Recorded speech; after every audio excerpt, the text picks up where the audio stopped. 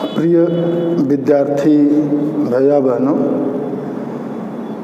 आपकी कक्षा 11 की पाठ्य पुस्तक को हिंदी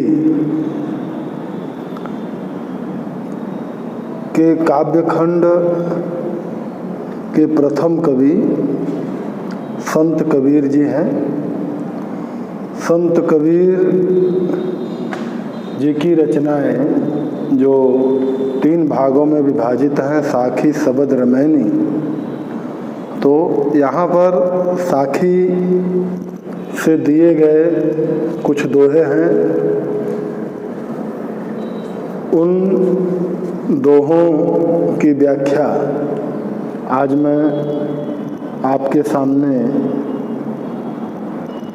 व्याख्या भाग 1 इस नाम से करने जा रहा हूँ। पहला दोहा है, बलिहारी गुरु आपने ध्योहाड़ी कै बार, जिन मानस ते देवता करत न लागी बार। प्रस्तुत दोहे में कबीरदास ने गुरु की महत्ता का वर्णन किया है। निर्गुण भक्ति धारा के जितने भी कवि हुए हैं, उन्होंने बहुत ही प्रमुख रूप से गुरु की महत्ता का वर्णन किया है। तो कबीरदास निर्गुण काव्य धारा, जिसको संत काव्य धारा भी कहते हैं, उस काव्य धारा के प्रतिनिधि कवि हैं। तो इस दोहे में पहला ही दोहा है। इस दोहे में उन्होंने गुरु की महत्ता का वर्णन किया। वर्णन करते हुए क्या कहा, बलिहारी गुरु आपने। बलिहारी का तात्पर्य होता है न्यौछावर, यानी न्यौछावर हो जाऊं। कबीरदास जी कहते हैं आपने, आपने का तात्पर्य होता है अपने। द्यों हाड़ी, हाड़ी का तात्पर्य होता है यहाँ शरीर। कै बार, कै बार का तात्पर्य कितनी बार। अर्थात कबीरदास जी कहते हैं कि मैं अपने उन गुरु पर न्यौछावर हो जाऊं। हाड़ी यानी इस शरीर को कितनी बार न्यौछावर कर दूं। अर्थात जितनी बार मुझे जन्म मिले, उतनी बार मैं अपने इस शरीर को अपने गुरु के ऊपर क्या कर दूं, न्यौछावर कर दूं। क्योंकि जिन मानिस तय देवता करत न लागी बार। जिन यानी जिन्होंने, मानिस यानी मनुष्य, जिन्होंने मुझे मनुष्य से देवता बनाने में करत न लागी बार। यहाँ जो बार शब्द है, इसका तात्पर्य है देर, कि जिन्होंने मुझे मनुष्य बनाने, मनुष्य से देवता बनाने में तनिक भी देर नहीं की। ऐसे अपने गुरु के ऊपर मैं इस शरीर को कितनी बार भी न्यौछावर कर दूं, तो वह एक तरह से कम ही है। अगला दोहा है, सतगुरु की महिमा अनंत, अनंत किया उपकार, लोचन अनंत उघाड़िया, अनंत दिखावनहार। इस दोहे में भी गुरु की महत्ता का वर्णन किया। गुरु की महिमा का वर्णन करते हुए वो कह रहे हैं कि सतगुरु की महिमा अनंत। सतगुरु वही गुरु, अर्थात मेरे गुरु की महिमा जो है वो क्या है, अनंत है, यानी उसका अंत नहीं है, अपार है। अनंत किया उपकार, और मेरे गुरु ने मेरे ऊपर अनेक उपकार किए हैं। लोचन अनंत उघाड़िया। लोचन का तात्पर्य होता है दृष्टि या नेत्र। अनंत का तात्पर्य यहाँ पे, लोचन अनंत का तात्पर्य यहाँ पे हो जाएगा दिव्य दृष्टि, कि उन्होंने अपने ज्ञान के द्वारा मुझे क्या प्रदान की, दिव्य दृष्टि प्रदान की और अनंत दिखावनहार, अनंत का तात्पर्य यहाँ पे हो जाएगा ब्रह्म। और उन्होंने जब मुझे दिव्य दृष्टि प्रदान की और उस दिव्य दृष्टि से ही मुझे क्या है, अनंत दिखावनहार अर्थात पर ब्रह्म के दर्शन कराए। दीपक दिया तेल भर बाती दई अघट, पूरा किया बिसाहुड़ा बहुरी ने आव हट। दीपक दिया तेल भर, इस पंक्ति में भी गुरु की महत्ता का वर्णन है। कबीरदास जी कहते हैं कि मेरे गुरु ने क्या किया, दीपक दिया तेल भर, कि मेरे इस शरीर रूपी दीपक में उन्होंने क्या भर दिया, तेल भर। जैसे एक दीपक होता है तो उस दीपक में हम क्या करते हैं, पहले तेल भरते हैं, फिर इसके बाद उसमें बत्ती लगाते हैं। तो वहीं से इन्होंने इस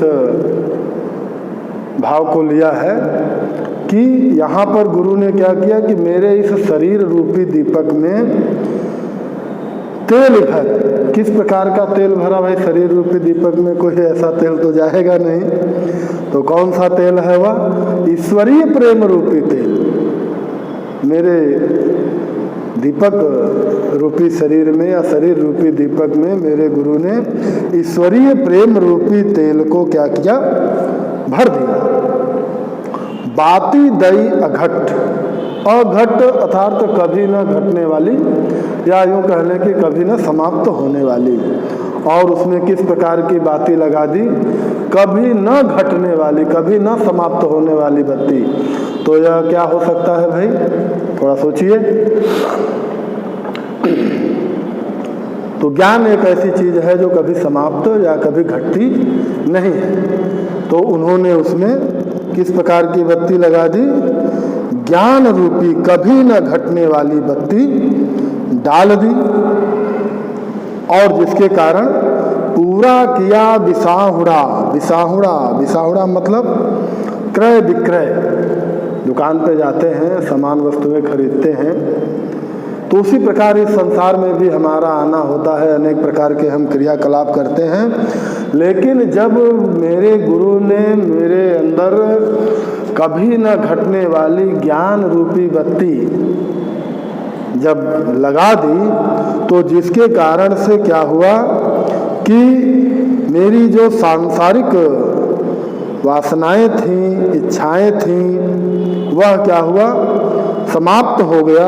और जिसके कारण से मेरा इस संसार में क्रय विक्रय का कार्य वह जो है समाप्त हो गया। कहने का तात्पर्य कि सांसारिक मोह माया से मैं मुक्त हो गया। बहुर ने आवो हट, बहुर मतलब दोबारा, हट यानी बाजार। अब मुझे इस संसार रूपी बाजार में दोबारा फिर से आना नहीं पड़ेगा। बूढ़े थे पर उबरे गुरु की लहर चमक, फेरा देखा जर्जरा उतर पड़े फरंग। अगली पंक्तियों में फिर वह कहते हैं गुरु की महत्ता का वर्णन करते हुए कि बूढ़े थे पर उबरे, कि हम तो डूब ही गए थे। डूब गए थे का मतलब किसी तालाब में नहीं डूब गए थे, संसार रूपी सागर, यह जो संसार है, तो इस संसार रूपी सागर में हम तो डूब ही गए थे। लेकिन उबरे, लेकिन उबर गए, नहीं डूब पाए। क्यों नहीं डूब पाए भाई, गुरु की लहर चमन, क्योंकि तभी हमको गुरु की ज्ञान रूपी लहर जो है वह चमकती हुई दिखाई दी, इस कारण से हम उबर गए। और जब गुरु की ज्ञान रूपी लहर को हमने देखा तो हमने यह पाया, क्या भेरा देखा जर्जरा, कि हमने देखा कि मेरा जो भेरा है, भेरा अर्थात नाव, और नाव का तात्पर्य जो है वो यहाँ पे शरीर रूपी नाव से है, कि मैंने देखा कि मेरा यह शरीर यह तो जर्जर है, इस बात को उन्होंने क्यों कहा? क्योंकि मनुष्य जो है वो संसार में आने के बाद क्या करता है, रात दिन अपने शरीर की ही चिंता में, शारीरिक मोह में ही पड़ा रहता है कि हम इस शरीर के लिए क्या कर दें। लेकिन फिर भी एक ऐसा समय आता है कि यह शरीर जो है धीरे धीरे क्षीण हो जाता है। तो उसी बात को यहाँ पे कबीरदास ने कहा कि जब मुझे गुरु की ज्ञान रूपी लहर दिखाई दी तो मैंने पाया कि मेरा यह जो शरीर है यह क्या है, जर्जर है, नष्ट हो जाने वाला है, समाप्त हो जाने वाला है। तो मैं व्यर्थ ही इसके मोह में पड़ा हूं, तो इस कारण से उतर ही पड़े फरन। तो इस कारण से मैं तुरंत उस पर से क्या हुआ, अपने इस शरीर की मोह माया को छोड़ करके जो है मुक्त हो गया। चिंता तो हरि नाव की और न चिंता दास, जो कछु चितवे राम बिन सोई काल के पास। अगले दोहे में फिर कबीरदास जी कहते हैं कि चिंता तो हरि नाव की, हरि नाव की अर्थात नाम की। कबीरदास जी कहते हैं कि सच्चे सेवक को तो केवल किसकी चिंता करनी चाहिए, हरि अर्थात ईश्वर की ही चिंतन करनी चाहिए, ईश्वर का ही चिंतन करें। और न चिंता दास, उनको और किसी अन्य चीज की चिंता नहीं करनी चाहिए, अन्य चीज की चिंता करने की कोई आवश्यकता नहीं है। जे कुछ चितवे राम बिन, और जो कोई भी व्यक्ति राम के बिना किसी दूसरे अन्य चीज की चाहे वस्तु की चिंता करता है, सोई काल के पास, वह क्या है कि वह उस प्रकार का चिंतन जो है वह हमको काल के पास ले जाने वाला होता है। इसलिए कबीरदास जी कहते हैं कि जो कुछ भी चिंतन किया जाए वह केवल राम का चिंतन किया जाए, दूसरे किसी अन्य की चिंता क्या है वह हमको काल के पास अर्थात मृत्यु के पास ले जाने में सहायक होगी। तू करता तू भया मुझ में रही नहूं, बारी फेरी बल गई जित देखो तित तुम। अगली पंक्तियों में कबीरदास परमात्मा में लीन होने का परिणाम बता रहे हैं कि किस प्रकार से परमात्मा में मैं लीन हो गया। तो वह कहते हैं कि हे प्रभु, तू करता तू भया, कि मैं तो तू करते हुए अर्थात तेरा नाम लेते लेते क्या हो गया, तू भया, तेरे रूप वाला ही हो गया, मुझ में रही नहीं। और ऐसा करने से मेरे अंदर हूं अर्थात अहंकार, कि मेरे अंदर जो अहंकार था वह अहंकार भी कबीरदास जी कहते हैं क्या हो गया, समाप्त हो गया। बारी फेरी बल गई, बारी फेरी यानी आवागमन का चक्र, फेरी लगाने वाले, चक्कर लगाने वाले हम देखते हैं ना, जो कपड़ा वगैरह बेचते हैं तो बार बार एक ही गांव में जाते हैं बेचने के लिए। लेकिन जब कबीरदास जी कहते हैं कि जब मुझे ज्ञान हो गया तो उस ज्ञान के कारण मेरा इस संसार में बारी फेरी, इस संसार में फेरा लगाने का अर्थात आवागमन का चक्र जो है वह क्या हो गया, बल गया अर्थात जल गया, समाप्त हो गया। जित देखो तित तुम, अब मैं जिधर देखता हूं उधर तुम ही तुम दिखलाई पड़ते हो। कबीर सूता क्या करे, काहे न देखे जाग, जाके संग ते बिछुड़िया ताही के संग लाग। अगले दोहे में कबीरदास जी फिर कहते हैं कि कबीर सूता क्या करे। कबीरदास जी कहते हैं कि हे जीव, तू सोया हुआ क्यों है, क्यों इस सांसारिक माया में पड़ के वास्तविक संसार या अपने जीवन की वास्तविक सच्चाई को भूल गया है, तो तुम सोया हुआ क्यों है? सोने का तात्पर्य यहाँ बिस्तर वगैरह पे सोने से नहीं है। यहाँ जो सोने का तात्पर्य है कि हम सांसारिक मोह माया में पड़ के वास्तविक जीवन की सच्चाई को भूल चुके हैं। उस बात को कबीरदास जी यहाँ कहते हैं कि हे जीव, तू मोह निद्रा में क्यों पड़ा है? काहे न देखे जाग, क्यों नहीं तू जाग करके वास्तविक तथ्य को समझता है, देखता है कि वास्तव में तुम्हारा जीवन किस लिए है। इस वास्तविक सच्चाई को तुम क्यों नहीं समझते हो? जाके संग ते बिछुड़िया ताही के संग ला। कबीरदास जी कहते हैं कि तू जिस के संग से बिछुड़ गया, अर्थात जिस परमात्मा से तू इस संसार के मोह में पड़कर अलग हो गया, ताही के संग ला, उसी परमात्मा को प्राप्त कर, तभी तुम्हारा कल्याण होगा। केशव कह कह कूकिए ना सोइए असरार, रात दिवस के कूकड़े कबहुक लगे पुकार। केशव कह कह कूकिए, कह कह कूकिए जैसे कोयल कूकू करती रहती है, तो उसी प्रकार यहाँ पे कबीरदास ने भगवान के नाम स्मरण पर बल दिया है।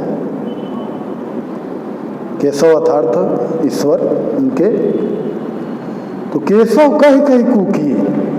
तो कबीरदास जी कहते हैं कि हे जीवों, हे मनुष्यों, हे प्राणियों, हर समय ईश्वर का नाम ले करके उन्हें पुकारते रहो। न सोइए असरार, असरार मतलब होता है आलस्य, आलस्य में मत पड़िए, आलस्य में मत सोइए। रात दिवस के कूकड़े, कूकड़े अर्थात बोलने से, कबीरदास जी कहते हैं कि आप रात दिन ईश्वर का नाम लेते रहिए, आलस्य में मत सोइए। रात दिवस के कूकड़े, कि रात दिन लगातार कूकड़े से अर्थात लगातार ईश्वर का नाम लेने से क्या होगा? कबहुक लगे पुकार, तो शायद कभी मेरी पुकार उस ईश्वर तक पहुंच जाए और उद्धार हो जाए। इसलिए हे मानो, आप जो है आलस्य में पढ़कर नाम को मत भूलिए, उनका स्मरण जो है वो निरंतर करते रहिए। लंबा मार्ग दूर घर, विकट पंथ बहुमार, कहो संतों क्यों पाइए दुर्लभ हरि दीदार। अगली पंक्तियां बहुत ही महत्वपूर्ण हैं कि किस प्रकार से ईश्वर के मार्ग में, ईश्वर की प्राप्ति के मार्ग में आने वाली कठिनाइयां हैं, उसका वर्णन यहाँ पे कबीरदास ने किया है कि लंबा मार्ग दूर घर, कि भगवान की प्राप्ति का मार्ग जो है वह बहुत क्या है? लंबा है। वहां पहुंचना क्या है? विकट पंथ बहुमार। और ऐसा नहीं है कि वह रास्ता केवल लंबा ही है, दूर ही है, उस रास्ते में अनेक प्रकार की बाधाएं भी हैं। बहुमार, अनेक प्रकार के उस रास्ते में, मार मतलब होता है लुटेरे, लुटेरे का तात्पर्य यहाँ अनेक प्रकार के सांसारिक आकर्षण।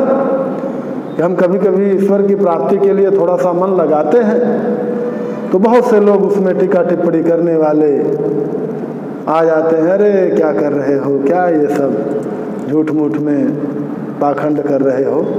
तो इस प्रकार के हमारे रास्ते पर भटकाने वाले बहुत से लोग, सांसारिक आकर्षण, बहुत सी चीजें हैं जो हमको ईश्वर की प्राप्ति के मार्ग में बाधक हैं।